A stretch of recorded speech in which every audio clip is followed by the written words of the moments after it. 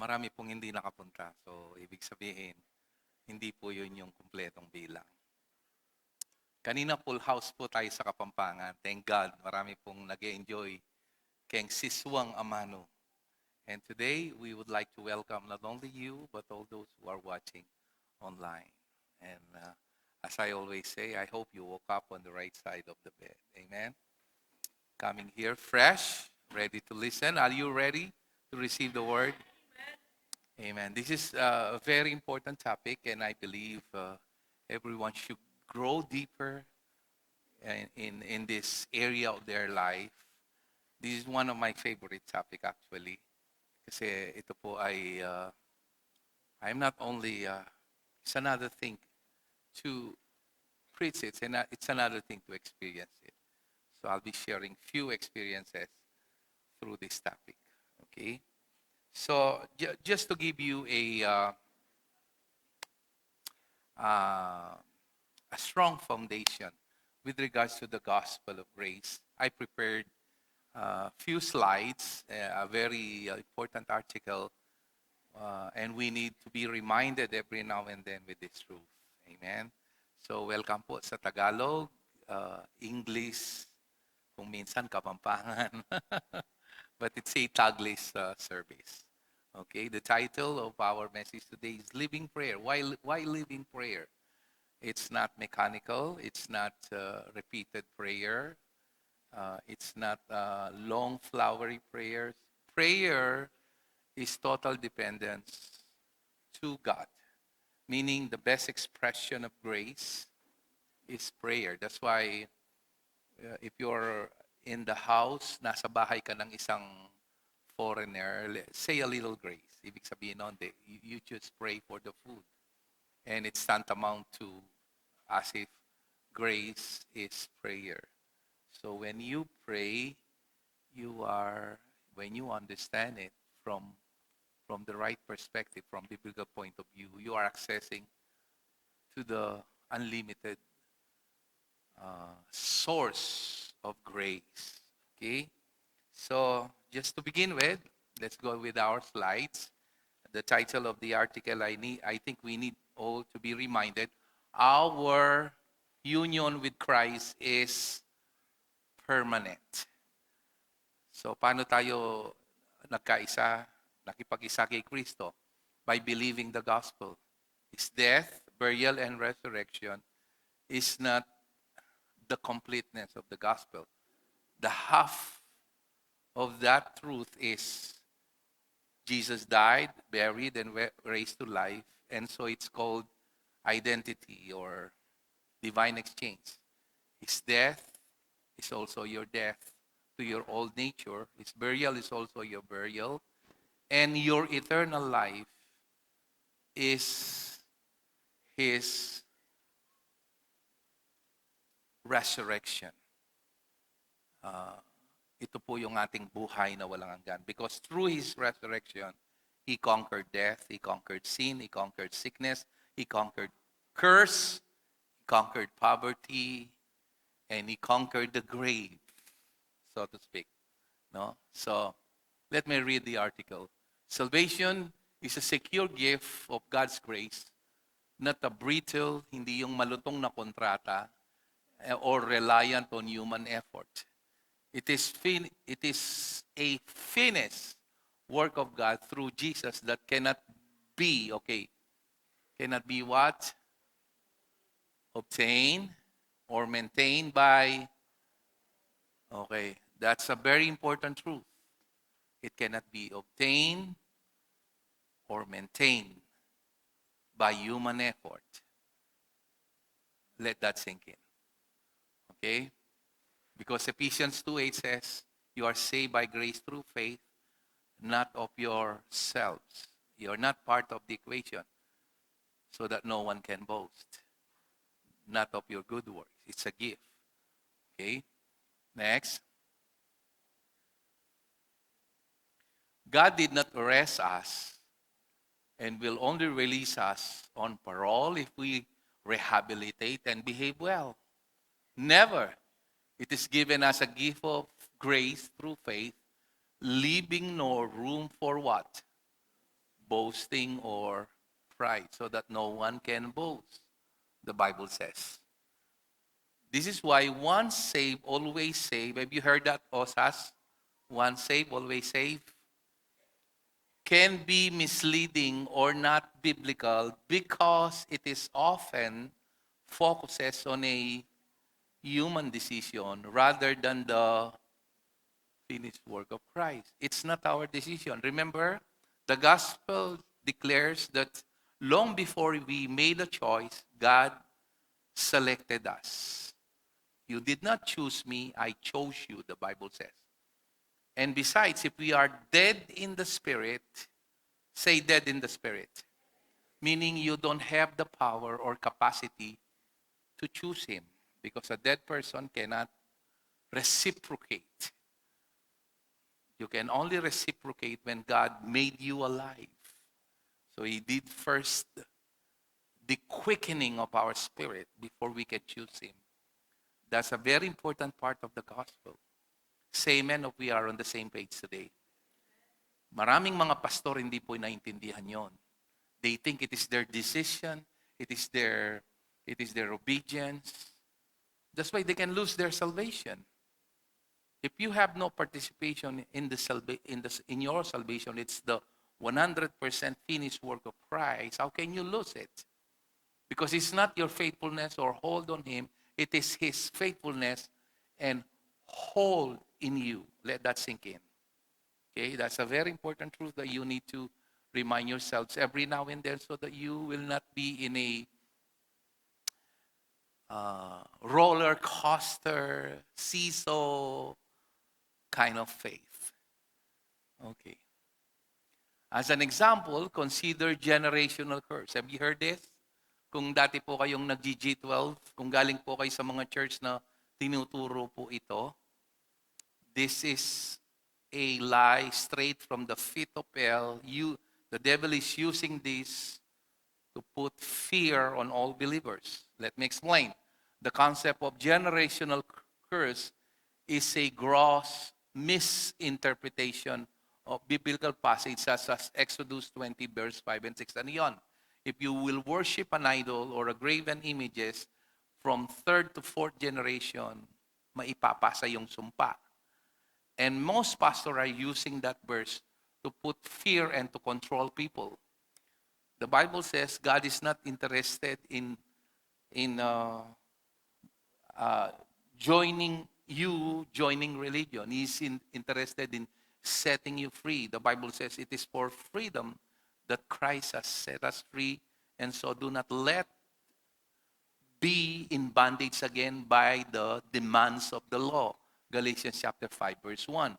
Are we aware that generational curses do not exist for believers in Christ? Let me explain further.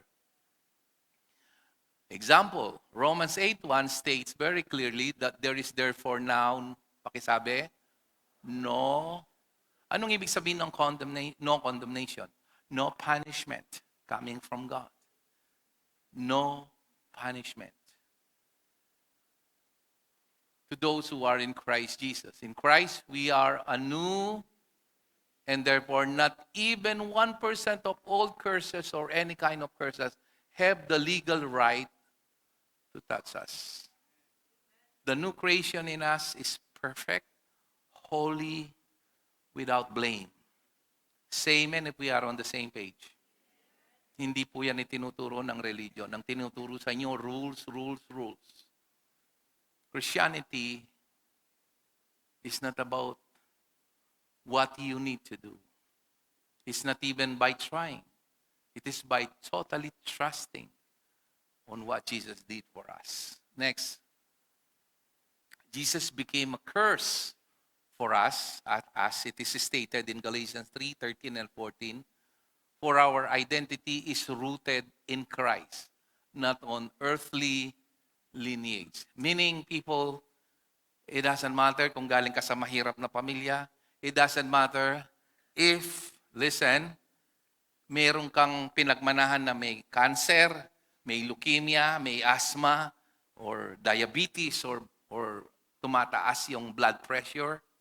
If you believe that Jesus is your lineage now. You have the DNA of Christ.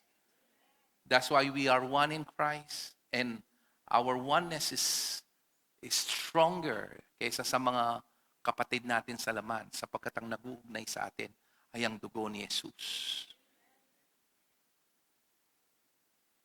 Anong sinabi ng Galatians 3:13 and 14? Jesus said, "Cursed is anyone who is hung on a tree."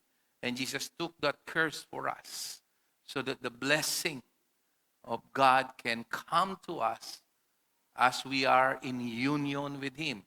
Similarly, we have been forgiven of all sins. How many sins have been forgiven? All. Hindi partial, hindi until you commit sin. Hindi po yan tinuturo ng sekta o ng relihiyon. Pagpasok po ng Holy Week niyan, magbubuhat na naman ng krus yung mga tao, sasaktan yung sarili. That is an insult to the finished work of Christ. The finished work of Christ, you cannot add or diminish what He did. Put that in practical terms, meaning no amount of bad things can you lessen His love for you, and no amount of good things can add His love to you. His love is constant. His love is relentless. His love is unconditional because Jesus is the epitome of love. And the Bible says He is the same yesterday, today, and forever. That's why He can dwell in your hearts. And He promised He will never leave you nor forsake you. Think. Logic will tell you, how can the Holy Spirit dwell in you wherein the Bible says He will dwell in you forever? Hindi po pwedeng manahan ng Banal na Espiritu sa maruming puso, sa maruming pagkatao natin. Nagkakasala pa tayo kahit tinanggap na natin si Jesus. There is only one meaningful, logical, reasonable explanation. It is the fact that Jesus forgave your past, present, and future sins. That's why He can abide in you forever. Say a resounding amen if you understand that. Hallelujah. Similarly, we have been forgiven of all our sins. God did not make installment payments, but paid it all in full payment. Through the one sacrifice of Christ, all sins, past, present, and future, have been already been dealt with. Kaya pansinin mo yung John 3:16, for God so loved the world, He gave His only begotten Son. Pero namimiss natin yung 17 and 18. He came not to condemn the world, but to save the world through Him. And then in verse 18 it says, sa John 3:18, he who rejected the Son is already condemned because he did not believe in the Son of God. Meaning, God will not deal with our sins because He dealt it all. Kahit yung kasalanan ni Ayatollah Khomeini, kasalanan ng mga taong who are directly involved in genocides, meaning mass murder, binayaran lahat ng Panginoon ang kasalanan ng mundo. He is the Lamb of God who took away the sins of the world. Paano sila mahatulan? Not of their sins, but of their rejection of Christ. Of course, they will face their sins because they did not receive the one and only antidote for sin. And it's not a religion, it's not a system. When He said, I am the way, I am the truth, I am the life, He's not referring to doctrine, He's not referring to system, He's not even referring to organization. Just like many organizations claim, if you will not join their religion, hindi ka maliligtas. But rather, let me say it without fear of contradiction, salvation is a person. His name is Jesus Christ. Hindi yan organisasyon. Hindi yan yung kung ano yung ginagawa natin. Wala tayo sa equation. Not of yourselves, Ephesians 2:8 declares, so that no one can boast. Those who believe and are still holding on the idea of generational curse have a profound misunderstanding of God's love and salvation provided by Jesus. The grace perspective Alam niyo yun, bago ko basahin to, no? They have this profound misunderstanding. Ibig sabihin, dami nilang alam sa Bible, dami nilang alam sabihin. Pero hindi nila itinuturo yung ganap, sakdal, perpekto, the complete, perfect sacrifice of Christ. As if you still need to do something to maintain your salvation. You cannot maintain your salvation. It is God maintaining our salvation. That's why He wants us to put our full trust and confidence on Him.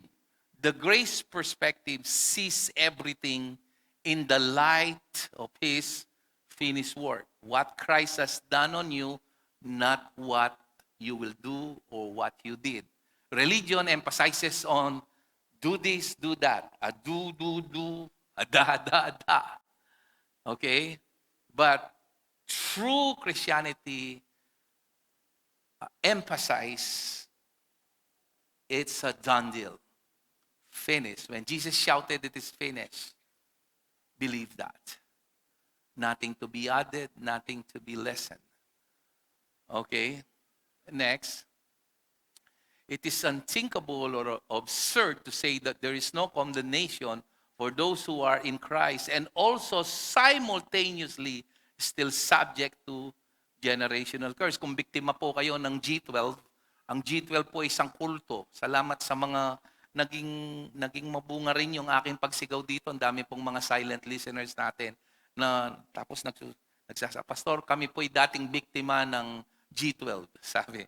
Salamat po, nakapakinig po kami ng gospel online, malaya na po kami. Mga churches po yan, mga pastors, mga hindi mo akalain kung minsan nasa mall ako, magpapapicture sila. Pwede pong magpapicture, Pastor. Salamat po sa mga IT natin. Bakit po? Nakikinig po kami sa inyong sermon. Napalaya po kami sa mga maraming maling katuruan. Papasalamat po ko doon. Hindi man po tayo karapat-dapat. Ginagamit po tayo ng Panginoon para mapalaya yung mga maraming churches. Amen? Meron pong mga bishop na nakikinig sa akin. Ay, kung mali lang yung sinasabi ko, sasabihin ko sa inyo, uulan po ng mga batikos sa aking online. Pero bakit hindi po ako binabatikos? Kasi po alam nila tama, nasa Biblia yung tinuturo. Mahirap pong sipayin yung matalo. Semi-apaldaking matilo, sikang manasakit. Because it is not the church that will determine the doctrine. It is the Bible that will determine the doctrine. Kasi may mga tanong, ano ba doktrina nyo? Parang may bit-bit na doktrina. No, it's not us determining kung ano yung tamang turo. Ang Biblia ang magsasabi kung ano ang tamang turo. Hindi yung church or organization na sinasaniba ng sino man. Say amen if you understand that. I believe it is time for us to change our mindset. Consider the parable of the prodigal son. Sinong nakakaalam sa kwento ng prodigal son? Okay, let me continue. These two mindsets can hinder the experience of God's grace. No? Despite the father's constant love for both, despite being sons, both did not experience their father's love towards them. Bakit? Let me explain further. One believed that his relationship with his father was already strained. Na parabang pilit, na parabang may restriction. Napansin nyo, nung nagkasala siya, I'm not worthy to be called your servant or your son. Just make me one of your servants. So, nagulat siya nung hindi inalintana yung kanyang rehearsed speech. While the other remained bitter because he believed his father had withheld anything based on performance. Galit na galit siya sa kanyang kapatid dahil pinatay yung matabang guya. Samantalang siya, sabi niya, I worked all my life. Nagpakaalipin ako. Ni isang biserong kambing, di mo pinatay para kami magsaya. Puno siya ng galit. Both sons misinterpreted, undermined the love of God. Because it is based on performance. Can we see how, despite being God's son, both mindset can prevent us from enjoying God's grace and its benefits, such as joy and rest. when we don't have a clear understanding of all this, we will be on an emotional seesaw, a never-ending cycle of what? Insecurity. Kaya yan ang marami sa mga Kristiyano. They're seeing God as a bipolar God or a schizophrenic God. That He is in a swiveling chair. When you're doing right, He will face you. And when you're doing wrong, He's not in a mood to face you. But really, when you are in union with God, God loves you and likes you no matter what. You understand that? You believe that? It's an ambience that will propel you to grow naturally. Say amen if you understand that. Hindi ka nabubuhay sa takot. Hindi ka nabubuhay sa pangamba. Hindi ka nabubuhay sa performance. A never-ending cycle. Natatakot yung mga maraming religious leader dito. Baka daw gumawa ng kasalanan dahil dito. Hindi po. Because the gospel is not only about the forgiveness of sins. Forgiveness, the total forgiveness of sins, is just the prerequisite. Listen, prerequisite. So that the Holy Spirit can abide in you. And as the Holy Spirit abides in you, He will give you a new desire. He will give you a new eye. He will give you this new heart, beating not for this world, but to serve Him and to love Him and to love others. Prerequisite lang ko yun. Ang tinitingnan, ang nakikita nila yung total forgiveness, baka gumawa, magwala. Hindi po. Kapag nakatira ang Holy Spirit sa inyo, tingnan nyo ko, maaring madaya kayo sa kasalanan paminsan-minsan, pero kailanman hindi kayo magiging masaya sa kasalanan. Because your habitat is in the Spirit, not in the flesh. Katulad ng isda, hindi yan magiging masaya. Pag tumagal-tagal yan sa lupa, mamamatay yan. Hihinga lang yan at sasaya at sisiglang katawan niya pag bumalik sa tubig. The Bible says you're not in the flesh, you're not on these earthly things. You are in the Spirit. And when you know you're in the Spirit, then the Bible says the Spirit gives life to your mortal body. Amen? And so today, my topic is, just giving you the right foundation, is living prayer. In Galatians 5:16 and 18, allow me to share this. Sinong nag-enjoy sa ating lesson ngayon?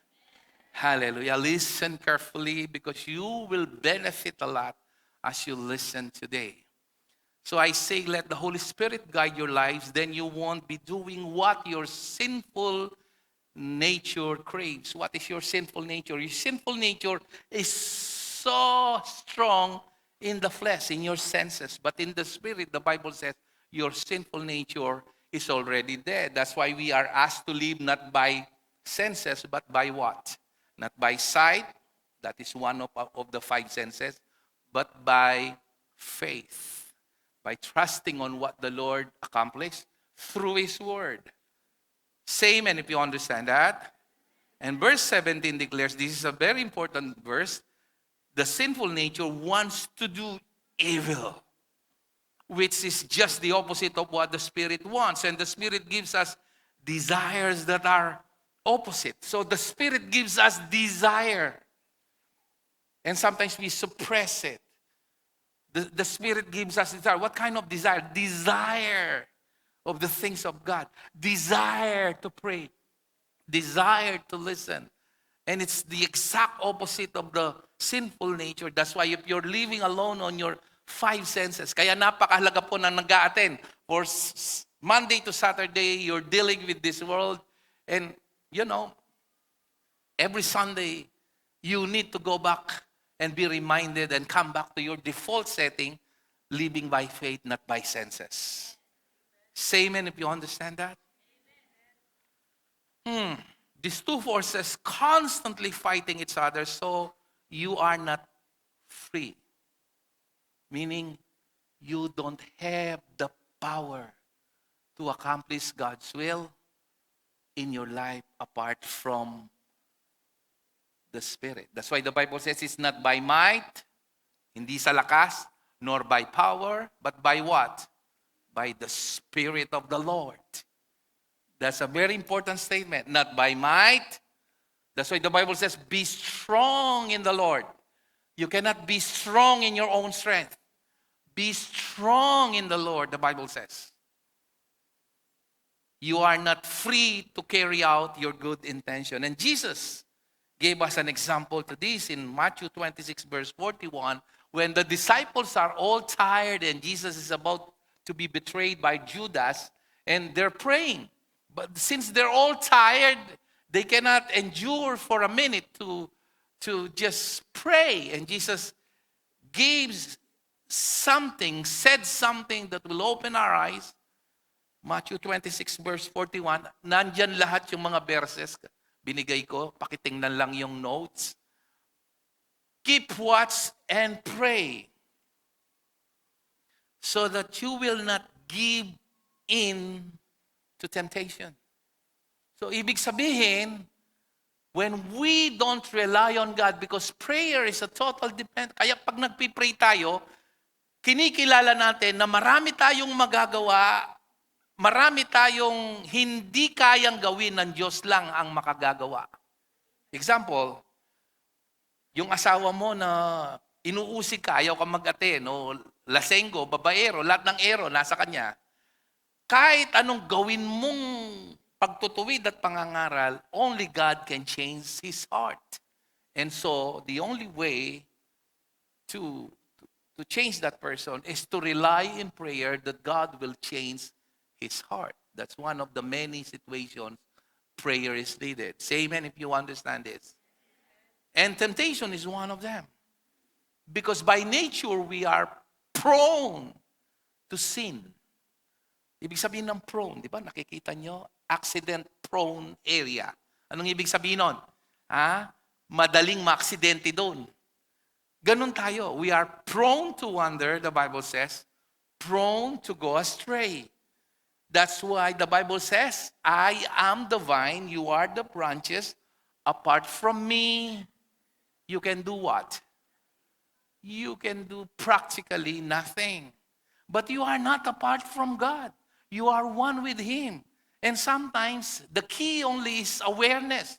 We need to be aware the moment we walk up, we are already in the presence of God because we are one with Him. But how can we activate that awareness?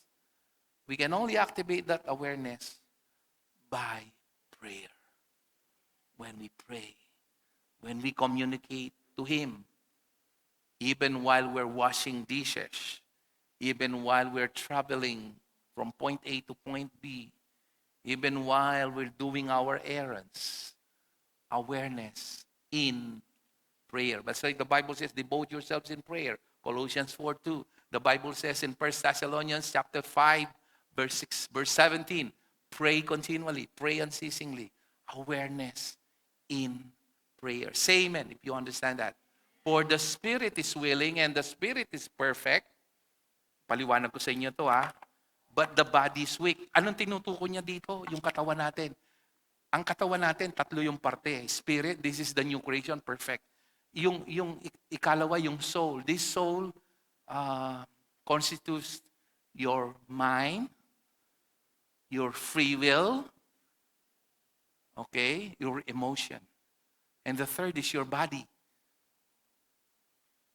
No? And these two, body and soul, are in connection directly to this fallen world. Fallen world ito. Hindi siya perfect. Ang perfect world nasa heaven. Yung perfect world before Adam fell. That's why the Bible says we are asked to live by faith, not by sight.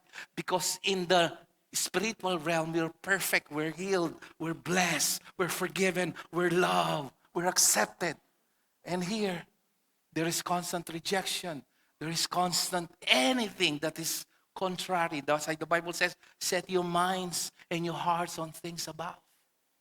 Say amen if you understand this. You cannot fight the devil in this realm.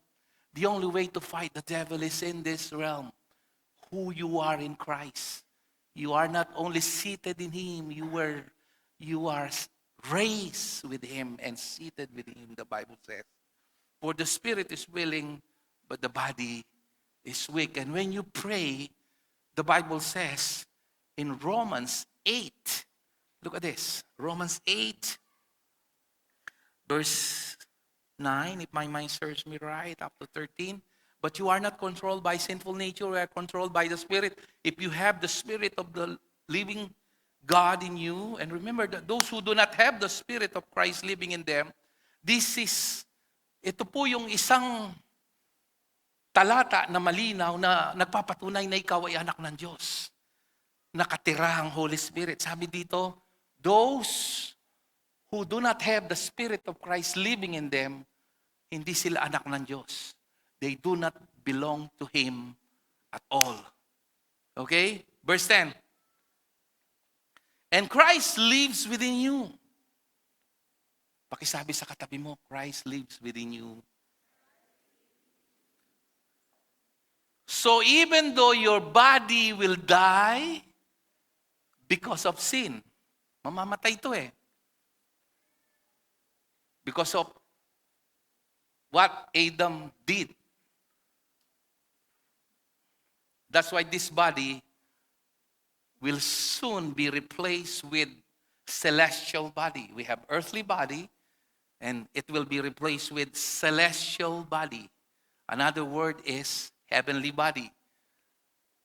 But the Spirit, capital S yan, the Holy Spirit, gives what? Life, because you have been made. Woo! When you are aware that you have been made right with God, your prayer gives life. It brings healing. It brings the new desires being, it's flowing in our lives. Kaya pag hindi ka nagpipray, nagiging indifferent ka, nagiging critical ka, nagiging cynical ka, mapagsisti ka pa, you're being judgmental. Let me put it this way. Whenever you're full of prayer, one of the fruits of the Holy Spirit is love. Let's say sinira ka ng isang kaibigan, binackstab ka. No? Siniraan ka sa mga kaibigan mo, sa kamag-anak mo, sa boyfriend mo, sa girlfriend mo. Tell you the truth, it's really hard to forgive that type of person. But God asks us to forgive them. So how can you? But when you pray in the Spirit, what is the fruit of the Spirit? Love. It will give you love to overcome that bitterness, that resentment in your heart. Kasi pag puspos ka ng Espiritu, puspos ka ng pagmamahal. Baka mailibre mo pa siya sa Burger King o kaya Jollibee. Watang sapak kalugod ako ping madalas, ang gangingaso mong di luwayo mame.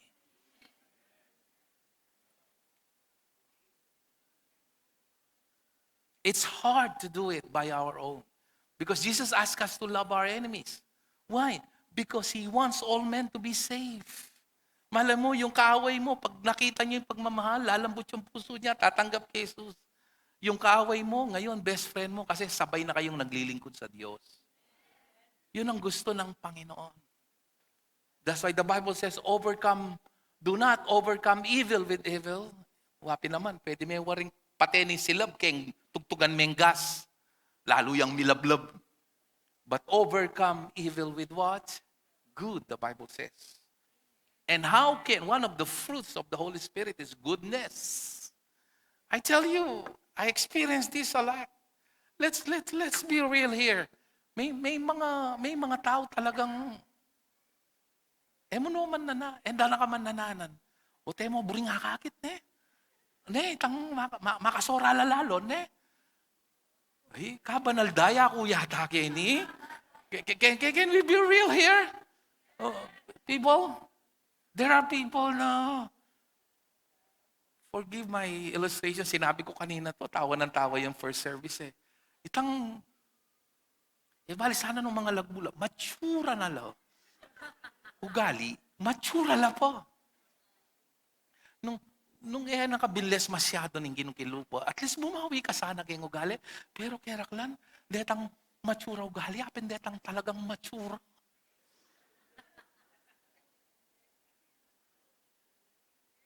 I don't mean to insult anyone. How can you love these people? You cannot love them on your own. But when you're filled with the Spirit, you can love ang gandetang sipunan. Excuse the word, ang gandetang tulukan. Ang poretang emantilu. Ang poretang marok no ugali, marok lapay tsura.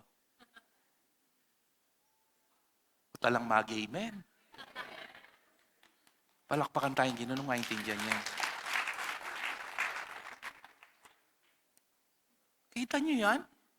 Look at Romans 6:13. Kaya ako pag may mga sitwasyon akong naiinis, nagpipray ako, nagtatangs, nag-worship. And then suddenly my body, my emotion, my desires are being transformed. You cannot do it on your own.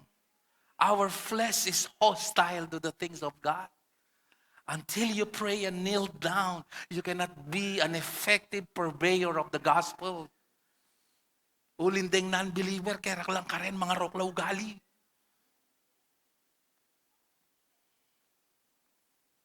Walang nag-amen. They're hostile to the gospel. Pagsistid ako, libakan ako. How can you possibly love them without the aid of the Holy Spirit? Do not let any part of your body become an instrument of evil to serve sin. Instead, give yourselves 1/4, 1/2. How? Completely to God. It's total surrender. And when you understand that God loves you, surrender is something not being out of compulsion, but a sweet surrender. A deliberate surrender to God. For you were dead, but now you have a new life. So use your whole body as an instrument to do what is right for the glory of God. The key is give yourselves completely.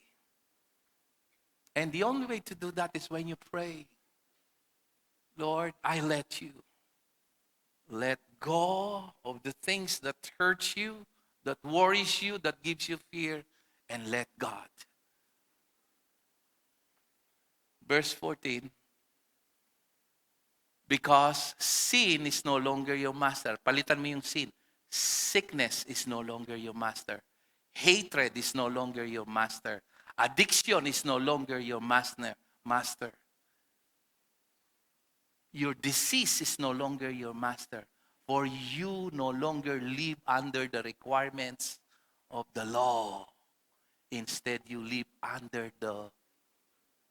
Palakpakan natin si Jesus kung naintindihan niyo yan. Jesus fulfilled the law for us.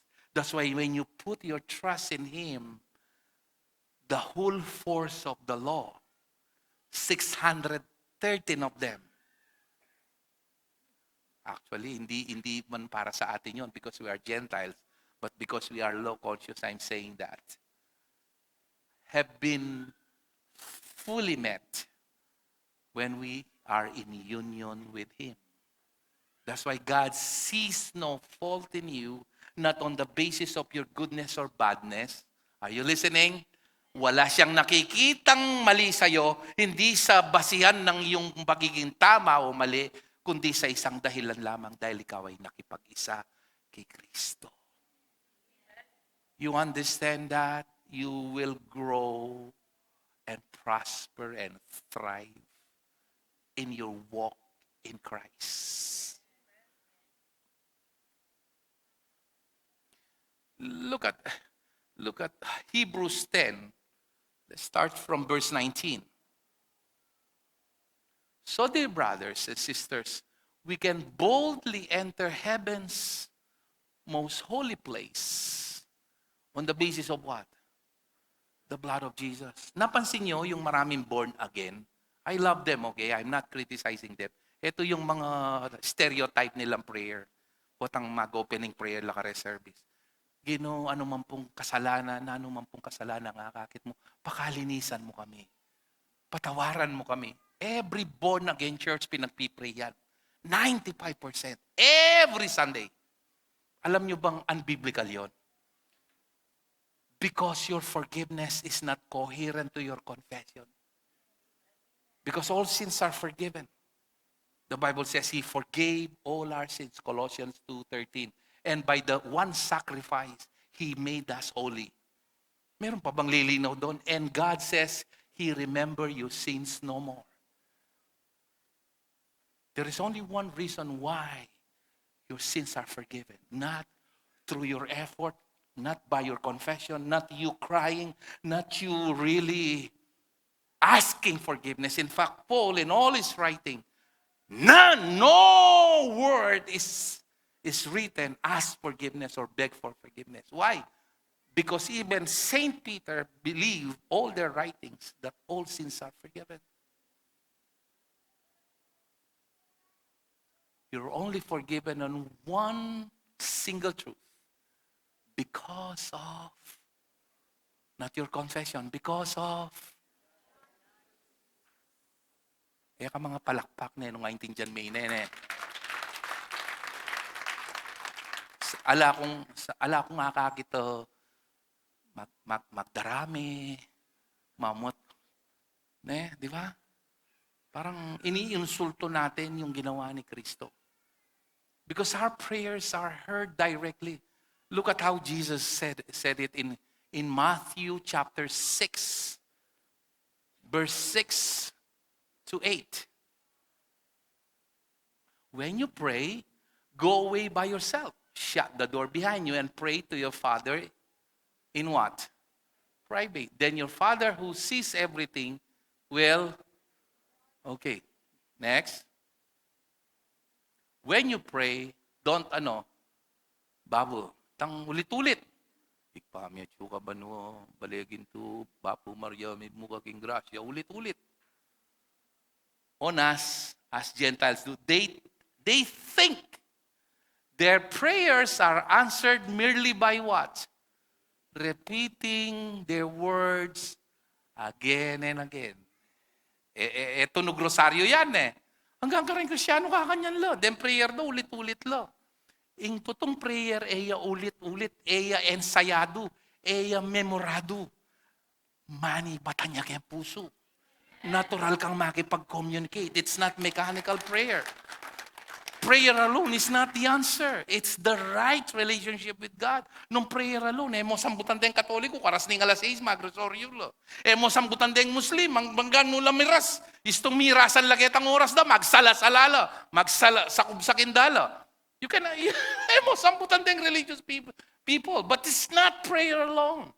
It's not how long your prayer is. It's by understanding nung ninong Diyos sa lalapitan mo. When you understand who God is, short prayer is long enough. Because of what Jesus did. And look at verse 8. Why? Because, don't be like them, for your Father knows. Your Father knows what? Exactly. Balo na. Ang ganda detang sa salikot mong marine ka na mo ababayad na utang. He knows exactly what you need even before you ask Him. Say amen if you understand it. 2 Corinthians chapter 1 verse 20. Why? Bakit sinabi ng Jesus ini? Because the Bible says, for all, how many promises? God's promises have been fulfilled. Fulfilled. In what? In Christ. That's why the Bible says, whatever you ask in my, kanino? Lagyo na San Mateo, lagyo ng San Jose, lagyo ng Maria. By the way, dakalamin mo ang Katoliko, sinabi na ning Papa, ko dapat manalangin kang Maria na ning Papa. Bayo na sinabi ito. Are you aware of that the Pope declared that? Yes, dakal mi mo kaya, remang penwalan den pari. Bulagla talaga king katutuan. Many batanay kay leader de, rapaburin panwalan. Alang ni meto nga panalangin na miras kang Mario. Kasi Mario, a Diyos. Na pwedeng panalangin, adandaman sabing panalangin France, panalangin Germany, panalangin India, panalangin Pilipinas, panalangin San Fernando, panalangin Mindanao. Diyos mo yung pwedeng makagawa ka nito. At istong gagawan mo ito, gagawan mo yung anting Diyos at karumal-dumal king harapan ng Diyos to. At napakirandaman. Naagyong damdaman ulit metong niya yung pwedeng maagyong gawa na sabi-sabi nuka rin man with all the 6, 7 billion people, even if they pray together, He can answer them simultaneously. And only God can do that, not any man. That's why if you pray like that to Mary, you're putting Mary equal to God, and that's blasphemous. Say amen if you understand that. For all God's promises have been what? By stripes you are healed. He became poor that you might be rich. These are fulfilled in Christ. And so we say resounding what? Yes, through Christ. Our amen, which means yes, ascends to God. Derechulo. There is an open heaven for His glory. That's why when you say amen, amen means I agree. Amen means it is done. Amen is not just a ritual word and part of your prayer. It is a declaration when you say amen, panwalang ko ginutipad na ng Kristo. Ito yung buri na sabihan ng amen. Every time you say amen, panwalang kutipad na ng Kristo. Because one of the titles of Jesus in Revelation 3:14 he is called Amen. Amen is the title of Jesus because He fulfilled all the promises of God. And those who come to Him, as they employ the name that is above every name, the King of Kings and the Lord of Lords, the name Jesus, we can say a resounding amen because He fulfilled it for those who believe and put their complete trust in Him. Yapin ng Diablo, botang mag-pray ka, pag nagpipray ka, kumisan biglang tataol yung aso, biglang maglilikot yung mga anak mo, biglang yung kortina, mapapansin mo, isasara mo, hanggang nakalimutan mo na, nagpipray ka. Ang Diablo hindi naman nanginginig yan kapag marami kang ginagawa, marami kang naglilingkod ka. No? Kaya nga sabi ni Jesus, one thing is needed. Ang Diablo nanginginig pag nagsimulang lumuhod ang Kristyano, mangalgalyo. Why? Because the power of God from heaven is flowing. Hindi pinapakita yan ng Diablo sa iyo. Kaya ang dami mong dahilan para hindi mag-pray. Ginagawa mong laging scapegoat o last resort yung prayer. Nilapitan mo na lahat. Inutangan mo na lahat. Sinubukan mo na lahat. Tapos ang panghuli, doon ka, Lord. Why? Because we've been deceived. Our greatest and highest privilege is Jesus paved the way in heaven. You don't pray for an open heaven. Heaven is open any time of the day according to what we have read because of the blood of Jesus.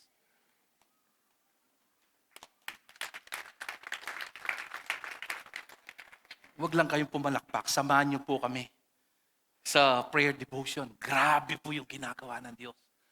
Ang tindi ng presensya ng Diyos last Friday, kasama po namin yung mga taga San Fernando. That's why the Bible says, balikan natin yung Hebrews 10. Nasa 19 tayo kanina, 20 tayo ngayon. Sige, tapusin natin. I'll be closing with this. And the Bible says, while waiting for that, the prayer of a righteous man is what? Powerful and effective. Nararanasan ko madalas to. Pastor, hindi ako mapalagay. Nakatagpo ako ng Lord. Gusto niya mag-attend ako. Alam niyo yon, hindi ko siya binibisita, hindi ko siya pinupuntahan. Pinapipray ko lang. Tapos, with a smile, praise God, you are blessed. Hindi niya alam, pinag-pray mo siya. Alam mo ba na when somebody invites you to come to the church, huwag kayong magalit. magpasalamat kayo. Ibig sabihin may malasakit sila sa kaluluwa nyo. Amen. By His death, Jesus opened, everybody say open, a new and living, life-giving way through the curtain into the most holy place. Verse 21. And since we have a great high priest who rules over God's house, who is this high priest? Jesus. Verse 22. Let us go right into the... mo kailangan mamalipit. You can go right in His presence with what? Sincere hearts. Sabihan mo nga, gana-gana. Lord, nakapagsalita ako ng hindi maganda sa kapatid. Lord, naiinis ako sa asawa ko. Lord, nag-aalala ko dito. You can come with a sincere heart. The Bible says, cast all your cares upon Him. By fully trusting Him, for our guilty conscience have been what? Sprinkled with ulit-ulit yung Christ's blood. Di nyo napansin? To make us what? Clean, and our bodies have been what? Present tense, past tense. Washed with what? And He's referring to the Word, the living Word. You are already clean because of the words I have spoken. And so verse 23, let us hold tightly without wavering the hope we affirm, for God can be trusted to keep His promise. Why? Because Jesus fulfilled them for you. That's why the Bible says, whatever you ask in my name, ang dami nating namimiss. Anything but prayer. Last resort yung prayer. A scapegoat yung prayer. Prayer should be paramount in our lives. That's why the Bible says, devote yourselves in prayer. The Bible says, pray unceasingly, unstoppable. And then verse 24, it says, let us think of the ways to motivate one another to act, to the acts of love and good works. Verse 25, and let us not neglect our meeting together, as some people, but encourage one another, especially now that the days of His return. Napakakma ng verse na to, no? Nakita nyo ba yung blood moon? Few days ago. Minsan tatalakayin ko sa inyo yung Ezekiel 38 and 39, Jeremiah 49, and Daniel chapter 6. Lahat ng ito napufulfill sa ating panahon. Ang sabi ni Jesus, there will be, in Matthew 24, there will be wars and rumors of wars. Huwag kayong mabigla dyan. May giyera at mga rumors ng giyera. Titindi pa yan. At ang sabi ng Panginoon, ang pagdating niya ay katulad ng isang buntis na alam mo na malapit nang dumating. Malapit nang dumating ang Panginoon katulad ng birth pains. Ano po yung birth pains? Balong malapit niyang mga nakintao po at ang sasakit na yan. At ang sobra na yung sakit. Ana, brin sabihan malapit niya lumuwaling anak. Makanyan la rin sinyalis sa rin. Potang titindi la rin. Aliwa pa'y ngakakit yung gera ngayon. Ing gera kayong iran payari. Mas malawak pang gera yung akit yun. At akit tamo. Meto nga sinyalis. That His return is drawing near. Anyanong etamo, mag-meet makanini, may palakasang makanini, kumabyeta ken takot, kumabyeta mo, keng bala mo, alayong Diyos ken byeta mo.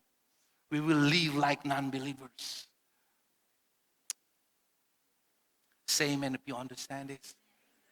But the Bible says, whether we are awake or asleep, fear not, because your redemption is near.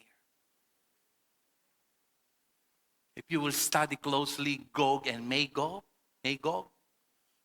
Revelations, eschatology, I love to share that with you. Pero hindi ko po sinasabi sa inyo ngayon kasi medyo, ayaw nating parang napapraning.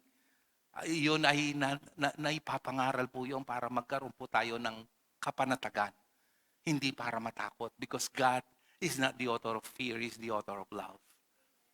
Amen. And lastly, people, last but not the least, thank you, Jesus. Ay, nasira.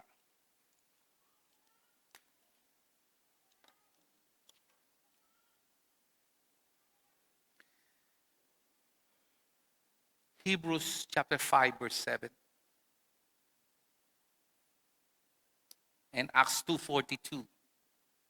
Look at Jesus. Jesus is not only our Savior. He's our best example. While Jesus was here on earth, anong ginawa niya? He offered what? Si Jesus na yan, ikaw pa kaya? Prayers and pleadings. With a loud cry and tears. The one who could rescue him from death. And God heard his prayers. Okay. God heard his prayers. Ito yung secret ng prayer. Okay, are you ready? God heard his prayers because namimiss natin ito of his deep reverence for God. Anong ibig sabihin nito? Pinakinggan siya ng Diyos dahil sa kanyang malalim na pagpapahalaga at respeto sa Diyos. We don't treat prayer as a obligation.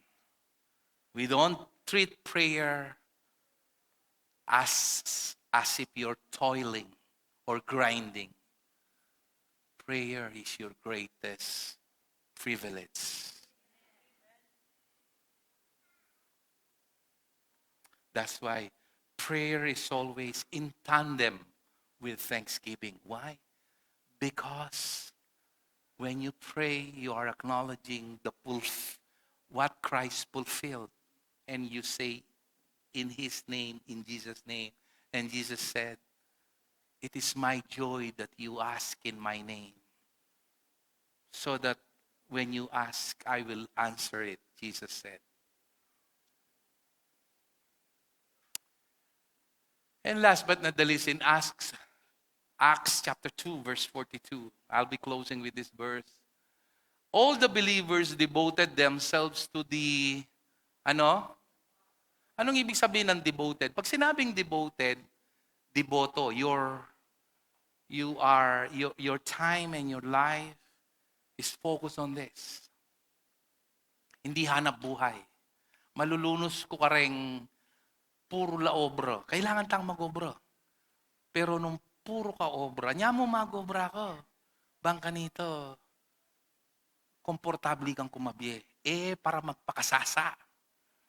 Ulindeng penakitan mo nga rin yung sungay mo, gamit kayong ginuya. Bibiru, pakibatan mo kayong Diyos. O ginamit mo lagi sa sarili mo. To Him much is given, much is required. Anyare nga tinan kini, alware nga lanan Deta nga tingalan na nanang kay Pastor Ryan. May nga ragul ko bali. May nga santing ko bali. May nga rakal ko sakit. May ragulim bank account yu. Duduro change kay sarili yu. Ko pamatakutan. Mamakibat ko kay Diyos po tang ginamit yu lagi sarili yu. Because the Bible says, much is given, much is required. Ako panalangin ko, bayo ko muli, ganagan nga tsuka ako madispose nga. Ulin datangin panahon, pakibatan ko kay ginuren. Kataymikan da. Eratapan wala ng Bible. Di nga pinana yung Bible. Lian mo lo, rin Krisyano, believers. Sapin din itong Krisyano rin. Nung ka rin lang migdeboto, kaya kapanintunan. Mas buri mo ang kayabi din non-believers kaysa ka rin Krisyano.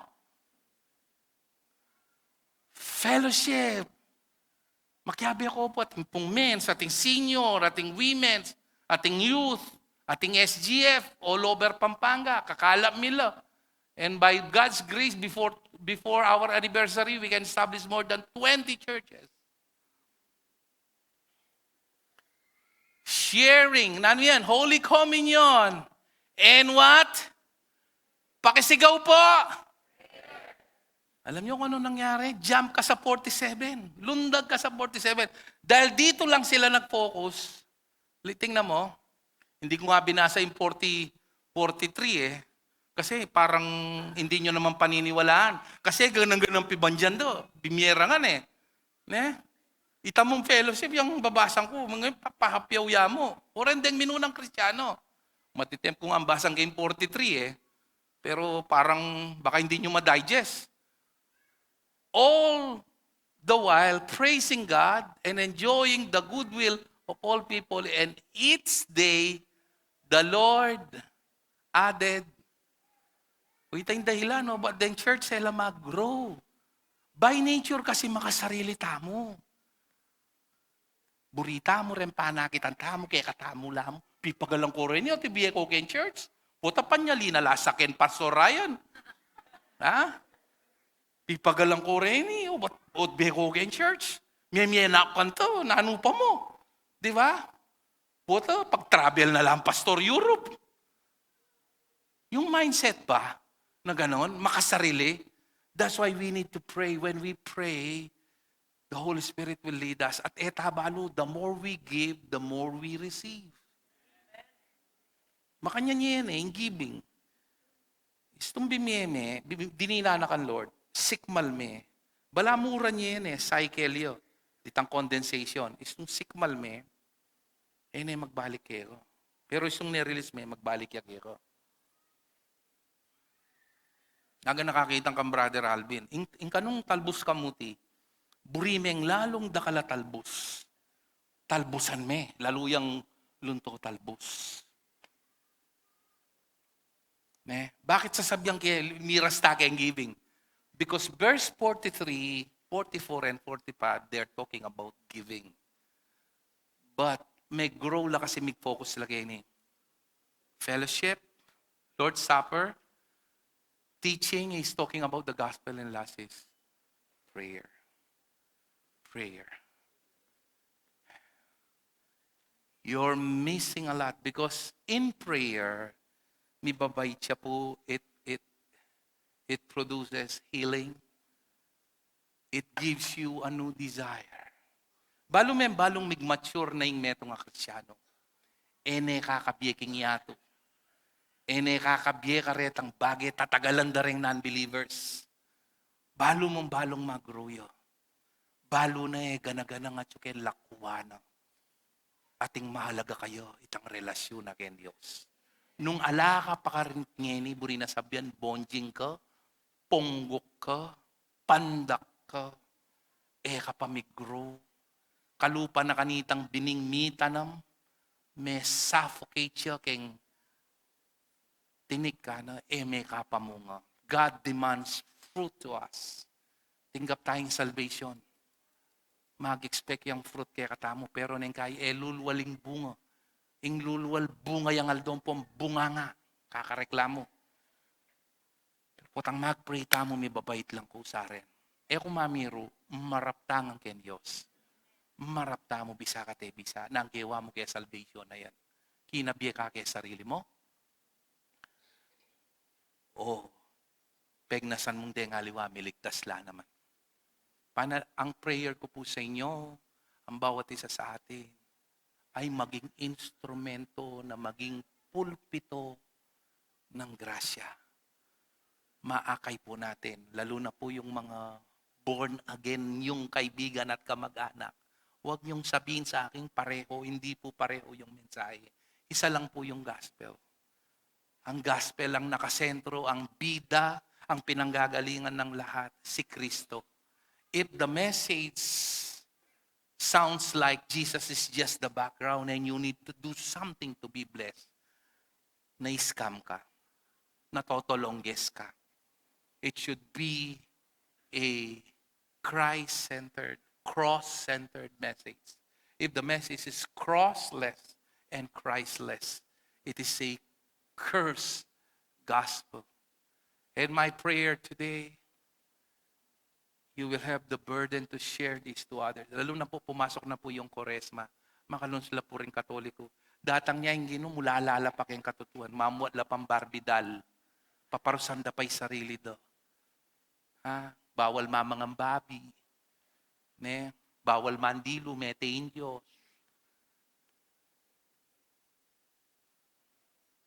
Datang niya ruguin Diyos. Magdalalang palaspas. Kanya mandang palaspasan kayong panalangin. Hanggaman ngeni.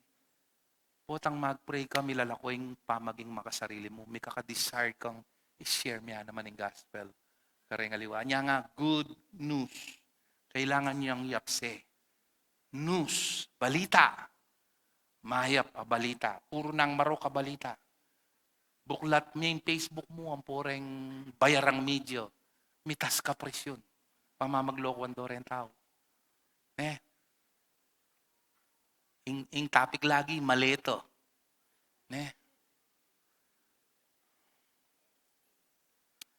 Yes. Isa pa yun. Pero hindi tayo matitinag hanggang may respangot 80 diesel. Why? Because we are not in this. Our economy is not connected in this world. Our economy is connected in heaven. Magtaas lahat ng bilihin. Magiging sapat pa rin pinangako ng Diyos ang kanyang biyaya sa lahat ng nananampalataya. Aluay tang magkabig-gabi ko, Diyos ko, may tasing diesel eh. Ay makananuta kaya kanyan. Nukar niya yung Diyos mo ka rin. Anya nung nga kamakarandam makanine? Alang sangkan, agad kang papalya. Muran mong bagya, mag-text lo, Pastor, atin po service. Pero botang burido, hanggang babagyo, muntala Boracay. Makanyan la rin tao, Anya lang mag-grow Sabihan mo kayong kasiping mo, mag-grow na ka, mo. Amen? Matwa na kang Krisyano. Diyos ko, katwa mo na, anak ka pa, mag-attend na ka kayong church, kaya ka mag-grow. Kasi, duduro change mo kaya sarili mo. Kaya katutong maging masaya nung kakabiya ka kaya sarili mo. Can I hear a good amen? I love you guys. I want to be not only the good pastor to you, but the best pastor to you. I want you to grow. Amen? Pasalamatan niyo po, pasalamatan niyo yung Ginoo. Sasabihan ko kayo rin. Erko pa mo lo. Hanggang ngayon mo rin darandaman, sasabihan ko kayo. Because I love you enough. Let's bow our heads and pray.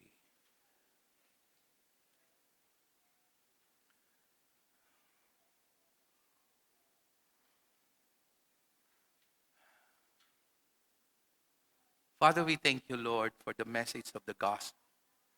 You have assured us, Lord, of the spiritual thing to set our hearts on things above, not on earthly things. We ignore this, Lord. Lalabas keng meto nga balugbog, lulwal keng meto nga balugbog. Ali kami tutong seryosong alang reverential fear. Nyapin them prayers mi, Lord, ang galang kisa mi. But Jesus, honor you and your word, Lord. Nyapin po tang gumagaya pakiramdaman mi. May we have that heart, Lord, just like Jesus, to honor you and your word. So that when we pray, Lord, kami chachamba, Lord, our prayers will be heard as we submit our minds in you. In Jesus' name we pray. And so we say, amen and amen.